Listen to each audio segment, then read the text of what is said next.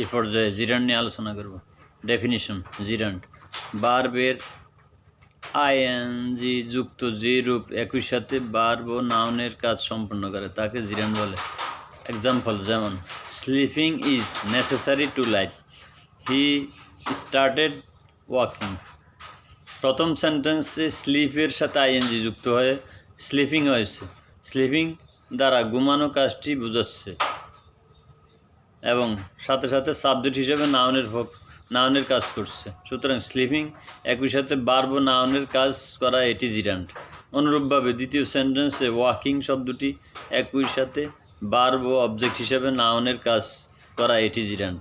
জিরান্ডের ব্যবহার: 1 নম্বর ভার্বের সাবজেক্ট হিসেবে swimming is a good exercise.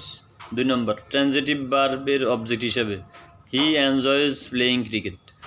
3 নম্বরে প্রিপোজিশনের অবজেক্ট হিসেবে she is bent on doing this. 4 নম্বর ইনকমপ্লিট ভার্বের কমপ্লিমেন্ট হিসেবে her hobby is reading novels. 5 নম্বর কম্পাউন্ড নাউনের অংশ হিসাবে that is his drawing room. Thank you viewers. আপনারা ভালো করে শিখবেন, বারে পড়বেন এবং বুঝবেন। বারে ভিডিওটি টেনে পড়লে বুঝতে পারবেন মনোযোগ সহকারে।